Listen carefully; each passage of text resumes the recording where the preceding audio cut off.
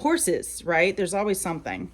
So if you're anything like me, I am a 41-year-old equestrian, and I grew up where every horse wore the same bridle, same bit, and we just adjusted the bridle, kind of similar with the saddles.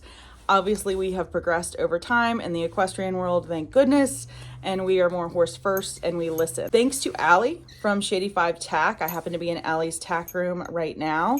I was able to sit in on a 3-day lecture that she had with Bombers International, the Bomber Bit Company, with a whole bunch of the sweet iron. They also make stainless, they make a couple other, but I'm going to share with you all of my notes on bit fitting, bit sensitivity, cheek pieces, hand pressure, all of it. I want to thank Allie immensely, Allie from Shady 5 Tack. Shady 5 Tack is a bit rental and trial company, as well as matchy sets, pads, girths, bonnets, clothes, you name it. She does have size inclusive clothes, and it's a rental company. But what I love the most, even though the pads are lovely, is that you can try the bits. She can send you 1, 2, 3 bits to try once you discuss what your horse's issues might be. And that's why we did the course, so that we can learn even more of how to help guide other riders and equestrians to a better fitting or a better, easier connection with the bit. I'm literally gonna read from my notebook. That's how many notes I took the past few days. So I'm going to read as I go, because it was such a wealth of knowledge, and we still have one more day that we're going to do just to kind of polish it up. But I wanted to get it all out to you all as fast as I could. Again, this is Bomber International that did this for me, or for us, Allie, Shady 5 Tack, Karen, Mindset Equestrian, Bomber International. Before all bit fittings, make sure the teeth, saddle, and bodywork are checked out and eliminated. The bit should be the last piece of the puzzle. The number one thing that I learned through all of these days, which I should have known as an equestrian, in my opinion, and a professional, is there's a difference between a horse having tongue sensitivity and bar sensitivity. And the mouth pieces, cheek pieces, and pressure points will always change with which way your horse goes. When it comes to sizing, too big won't fit correctly where the points are in the mouth, and it moves too much. So a lot of times if you feel that there's a rub inside the mouth, it's because the bit is moving too much and it's too big.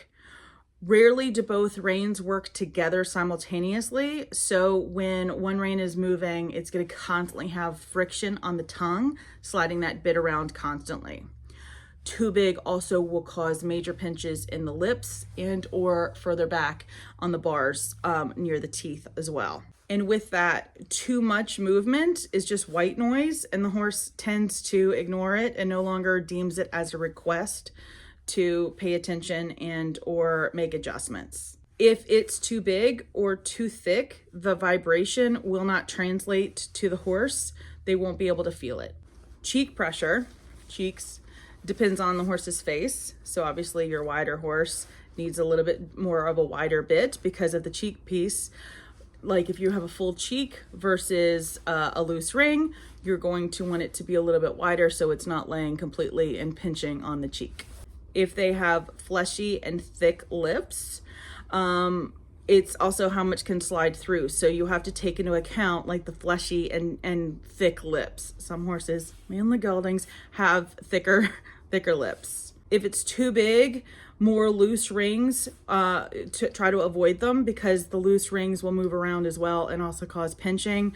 So your egg butts are the way to go because they won't cause pinching. And then you want your fixed ring to sit closer to the cheek. The closer you get to the cheek, the more fixed of a ring you want. So your egg butt, D-ring, full cheek is your way to go. Mouth measurement, Allie from Shady 5 Tack can help you with that. I can help you a little bit, but we do love to be in person. Allie can do it virtually. I like to be in person because I also am going to look at your saddle issues, your farrier issues. Are they being supported with the feet? Because remember, we can't do anything without a good fitting saddle. We can't do anything without a good fitting foot, like a good placement of the foot, and then is your bridle fitted correctly?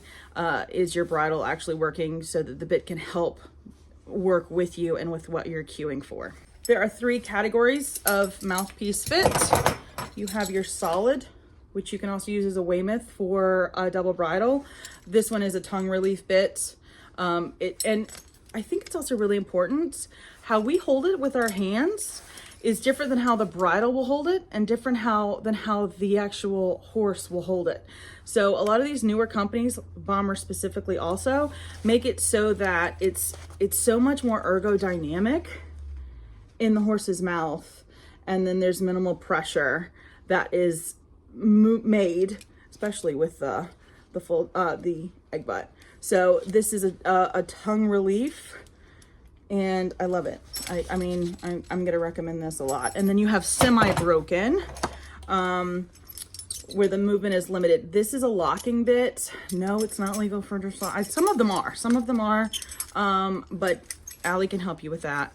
Also with your semi-broken, the movement is limited. Then you have the broken mouthpiece, and the broken mouthpiece will fold completely up. So this is going to be completely folded and super bendable. It's also going to allow you a ton of movement and allow the horse a ton of movement instead of just like steady pressure on the tongue, or them to just be able to play and the bit not actually respond back a ton. This is going to be a ton of movement. When judging your mouthpiece and your cheek piece, the best way to decide is to let your horse decide what they like the most. You can always raise it up or lower it down once they kind of explain that they've liked a specific tongue pressure or bar pressure, or neither or both. Let your horse kind of guide you and help you decide which one to go forward with. A busy mouth can be an uncomfortable situation. They could be uncomfortable with their saddle fit. They can be uncomfortable with pressure in other ways. There could be pain. So a busy mouth might not necessarily be that they have a busy tongue. Could be, but not necessarily. They also might not like the metal. I know these come in stainless. They come in the sweet iron. What else do they come in? Mullen's a... Oh. There's also like a molded mullen. There's also titanium, and you can wrap them in like AP Hassinger and EH1 have the bit tape, which you can also wrap in. Bomber Blue, which is also made by Bomber, has a mouthpiece that's a nylon composite, which is a softer bendable. If you're having issues with your bits when you store them, if they rust or get a little bit funky, you can always put a little bit of vegetable oil on them before you store them, and they will not rust or become like hard to move. If you are looking for something to do and want to have a brand new bit that squeaks a little bit, vegetable oil will also do the trick. When it comes to cleaning, make sure you're always cleaning your bit. You don't want to take your toothbrush, dump it on the floor, and then brush your teeth. You don't expect your horse to go through that either. Keep those bits clean. It also helps them last longer. And yes, they are dishwasher safe. You can use them in the dishwasher. Oh, titanium is also hyperallergenic. I don't know that I'll ever remotely even get all of this out, and certainly not all out as eloquently as the lady from Bomber Bit that spent the past 3 days with me and Allie from Shady 5 Tack, but I will do my best. Remember, it's not always a bit problem. It can be that your horse isn't responding because they don't understand what you're asking for also.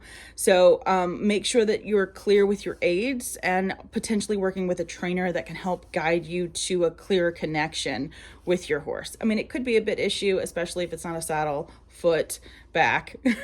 Horses, right? There's always something. When you're working with a baby, we want to go to the most soft bit you can possibly imagine, and then go up from there. We want to always start out in a kindergarten level, very soft aids, very soft skills, and then progress as they progress and are available to progress. We connect the body with stable hands. Stable does not mean still. It means adjustable, but you are able to keep it in your own body instead of kind of using your hands for balance. Balance we work on with different ways other than using the mouth of the horse. I work with a lot of 3-day event riders and fox hunters. Please remember that what you're going to be getting in like a dressage arena is different adrenaline and state of mind than what you might have in the stadium course or on the cross country course. You might need 3 different bits for the horse as they come out with 3 different mind frames depending on the arena or the environment in which they're being asked to perform. When it comes to pressure of the bit, the pressure will always be on the corner of the mouth. Always. You will never not have pressure on the corner of the mouth. If you drop it too low, it will be majorly banging on the lower bars and or lower teeth. So either way, there's always pressure in some capacity with a bit. Horses are hard. Mouth conformation. Horses are difficult. You always want to check the mouth. A parrot mouth can be tricky to fit. Parrot mouth can be tricky in general. Having an x-ray done is never a bad thing, especially if you can't quite figure out what's going on. You never know what might have happened before you or in the pasture while you were at work or trying to get some rest, non-horse rest. So there could be some damage to the bars, some kind of just acuity to the teeth. We never really know. God love them. What on earth is going on with the mouth. So just check in there.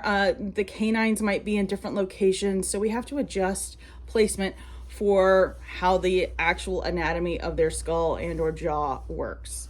Allie is off camera and giving me suggestions.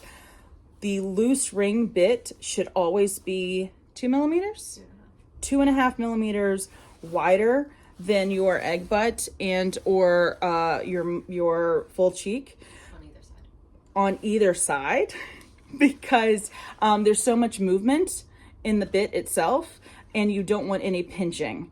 And I don't think any of us ever knew that. Plus, any of your ergodynamic bits, you're going to fit differently or measure differently. And that's where Shady 5 Tech will come in to help you with that as well. Most people don't know where to measure and how to measure, and it's always inside the rings. But if you have an ergodynamic bit, it's going to be straight across. If you have a bendable ergodynamic bit, this one is a fix. But if you have one that does collapse, you would want to put something underneath it to measure.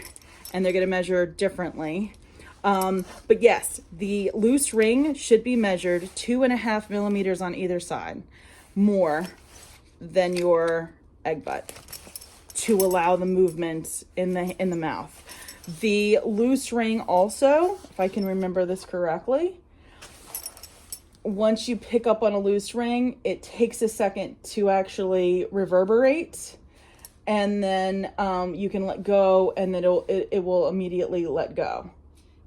It's a relaxed let go. A relaxed let go. Mm-hmm. Whereas with the egg butt, when you pick it up, it is an immediate pressure. Mm-hmm. And then the let go is an immediate let go.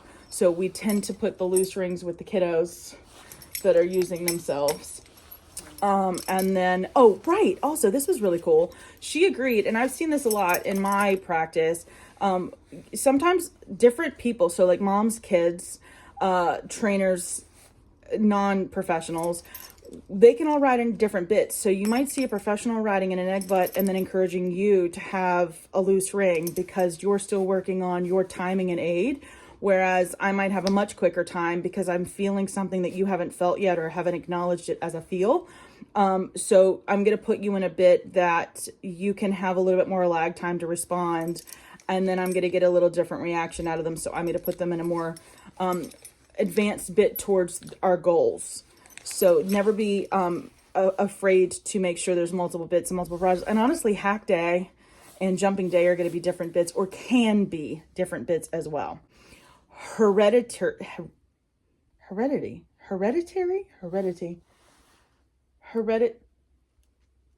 The parents of the horse and the bloodline can also be a factor in what bit they like. Generally, whatever daddy likes to go in is generally whatever the babies like to go in. That is interesting. Never thought about it. And as a breeder, that makes perfect sense. The right bit is a combo of horse and rider. So again, what might go well for me and Allie's horse and what might go well for Allie and her horse might be 2 totally different bits because horses are expensive and horses are horses and why be easy? The bit is always the last part of the puzzle, always. It does take 8 to 10 rides to show improvement.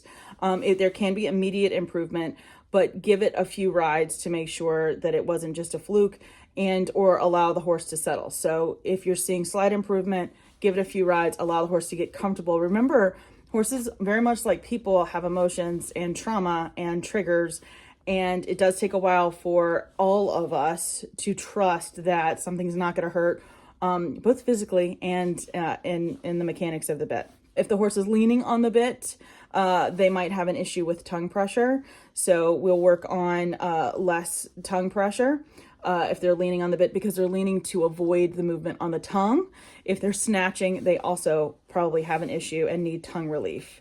If they go behind the vertical, there's an issue with bars. You can also go with a lighter metal if a horse just hangs behind the vertical. It can mean that the bit is too strong. It does not also necessarily mean that the rider's hands are too strong.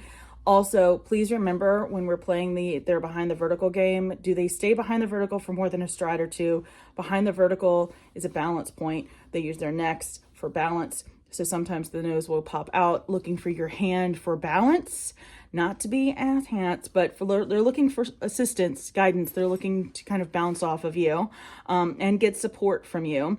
And if they're kind of ducking behind, they're also having a moment of unbalance. If you're seeing a rider pulling a horse behind a vertical, that is where we sound the alarm. The lips are the only thing to prevent the bit from touching the teeth. If you have a major teeth grinder, there's more going on than a bit problem. If you have a fat tongue horse, again, anatomy, they need more space in the mouth. So you're going to look more for an ergodynamic bit or a tongue relief bit. I might not always be holding them correctly. Palate.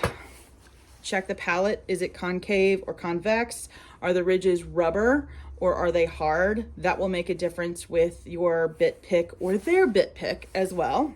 Please remember, again, the bit does rotate. So how we hold it, how the bridle holds it, and how their tongue will hold it, there will be a rotation. So if you're kind of examining it at home, it's going to lay differently and move differently depending on how their mouth is formed and how the bridle holds it in their mouth. When you're checking to see if there is improvement, you can check by seeing if their mouth has become softer, but also watch the hind leg and the back. Does the back relax and start to swing more? Does the hind leg reach up and through more? Again, this isn't going to be for your 32-year-old horse. That might not always be the case, but for a horse that just seems to be braced and restricted, when they relax their mouth, they will also relax their back and hind legs as well. Please remember, with horses, there are just bad days. Move on. No bit will work well when your horse has TMJ. You need to go to bitless, or you need to work with what you've got going on and a body worker. TMJ bits don't help with that. The big one, we look for swallowing. So we talk a lot in dressage, we talk a lot in international dressage about foaming. Some horses foam, some horses don't foam. When you see an excessive amount of foam, it's because the horse isn't swallowing. Why do we like foam? It says the horse is working the bit and salivating. We love it when the horses salivate, less likely to colic or choke or die. But when you're working with a horse that overly salivates, they are not swallowing, which means they're not breathing well. They are not relaxed, and we're looking for the rider's hands to relax. We're looking for any soreness that might be going on. We're also looking for why they might be sore and why they are foaming that much and why they are not swallowing. They are also probably not blinking, and their muscles are probably not popped out correctly. So when you're seeing like excessive amounts of just spit, we need to figure out why. The sweet iron, the blue, which it used to be in for Western bits, you'll see it in the brown, which is the original form. Bomber makes the blue. She won't tell me the recipe for it, and that's cool. She can keep that.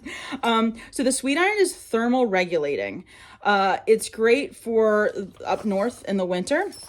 When you put in a bit that is super cold in the mouth, even if you put it with your hands and then put it in their mouth, they're going to chew on it. They're going to play with it because it's now a foreign substance. When you put in a bit that is room temperature or body temperature to them, then it doesn't translate to them as a foreign body or a foreign object as much as if it's extremely cold and when they get all kinds of like jittery and playful. So the good thing about the sweet iron is it is thermal regulating, so it's much easier to get to body temperature. I also like to put them like in my coat while I'm grooming. If you know, wrap the bridle around you, throw it in, wrap the bridle around you, throw it under your arm, and that will also help warm them up. Reminder again, I am at Shady 5 Tack. They do have bridles to try and or to use for clinics and or shows. You rent them and then you send them back. There was a constant repetition of why people buy tack and why people put that specific tack on the horse. And is it more fashionable or is it more functional for your horse? There's a specific ergodynamic bridle that does work for a few horses, but it does not work for all bits with that horse, Micklem. And we want to make sure that the bridle is not only fitting for the horse and working well with the horse, but works well with the bit at hand. There's a lot of bits that will not work well with a Micklem bridle. So when you're looking at Shady 5 Tack and you're trying your bomber bits, you can also try other bridles to see what might work for your horse. If you have the necessity to crank that noseband tight and crank that flash tight, what are you trying to mask that your horse is trying to tell you, or that you need to help your horse work through to become a better partner and a better showman? The titanium metal is lighter, the lightest that you can use. Again, if your horse is struggling with a bit and the mouthpiece should fit and the cheek piece should be correct and on, it might be the metal of choice because again, horses, why not make it difficult? So try to switch up and try the metals. Again, trying bits versus buying a ton, because you generally can't send back a bit once they've been in your horse's mouth for a myriad of reasons. And I don't make the rules. I'm just the messenger. Every professional in every category welcomes riders who are concerned about their aids. It's the riders that say things like, or make a declaration that are less likely to be able to guide the horse better or less likely to work with a trainer, a bit fitter, a saddle fitter. What do I mean by that? I have quiet hands. Do you, or do you have still hands? So a declaration is more of no, it's not me, versus a rider that's concerned about something. Most of the time when I have, because I do a lot of online and a lot of in-person and a lot of clinics, and I have riders that are concerned that they're doing something wrong or concerned that they're hurting their horse, we love that all day. Even overly concerned, because it means that you're aware and willing to adjust however you need to, so you have a better partnership all day long. A single jointed snaffle or a single jointed bit is going to be the most pressure on the bars. The rules for the United States Dressage Federation, the USDF, I don't make them. I just try to abide by them. However, if you are planning a show, today is the day after Thanksgiving, so it's in November, and you're planning a show for May, I want you to get the bit that fits your horse and works with your horse best now, whether it's legal for USDF or not. They have their own reasons why they make things legal and not. If a horse works well in a bit, school in that bit and will worry about what to perform at a horse show in later. 90% of your riding and your muscle memory is developed in schooling, not at a horse show. So make sure that that schooling is done properly, softly, and in a relaxed manner. And then we will work on whatever bit is best, like the one you're going in, that is legal for United States Dressage Federation. The WDAA have different legalities and are much easier to work with because they just do. Control comes from the comfort of your horse. If your horse is comfortable, you have more control. This was specifically talking about a Waterford bit. I have never once in my life understood why Waterford is a harsh bit, and I asked her today, why is it a harsh bit? I've never seen a horse toss their head in it. I've never seen blood from it. In fact, most of the fox hunters that I know that I ride in, like any of the bits I just showed you, go well when the fox hunters ride them with the Waterford. And she said because it's so ergodynamic and it's such a relief bit, that the horses are more relaxed in it and less bracy, the riders go well in it. So they just assume because the horse is bracy with other bits and goes so well with the Waterford bit. You can leave your comments. It actually helps the video do better. You can argue all day long about this, but it makes sense to me because it is ergodynamic and molds so well with the horse that they're more relaxed. Therefore, you have more control because they're more aware of you and willing to adjust to you. Everyone learns differently. That goes for horses and riders. That goes for horses and riders. The black and white of it is a mare's going to learn differently than a gelding. A young horse is going to learn differently than a schoolmaster. I don't think enough people take that into account. So sometimes it's not a bit issue. Don't get greedy once your bit works correctly. Don't get greedy once your saddle fits correctly. Don't get greedy once your farrier work is done well and your horse is moving great. Do not expect your horse to show up more than you would if you're trying to train for a marathon from day one. Remember, they're still athletes building up as well. They still have triggers. They still have soreness. They still have confusion. They still have tight days. So if you're getting super excited about them holding a frame, you can always ask the question of, can we do this a little bit longer? And then hear them if they go, ooh, maybe not, instead of crying back at the barn and being like, I don't know why they can't just do it longer for me. That's really important, to not be greedy and to learn to be more of, hey, can you give me a little bit more? Do you think you can hold this for a little bit longer? And hear them if they say, no, not today. Go do something else. Remember, we're here because we love our horses. How a bridle holds, how a hand holds, and how a mouth holds are all going to be different. We've discussed that. There's so many things to talk about. I might have to do another video. Let me know what you're interested in learning about. Contact Allie with Shady 5 Tack if you'd like to try some bits or talk about what kind of bits might work well with your horse. We do have all the technical written down, but I'm not going to post that here. She has all the technical as well of like bit fitting, measurements, mouthpieces, cheek pieces, all of it. Thank you to Bomber. Thank you for Allie, Shady 5. Get yourself some matchy pads or even some gift cards so that you guys can show and do really cool, fancy, cute clinics next year. And then we'll get your bits all fitted and your bridles all fitted through the winter. Thank you for watching.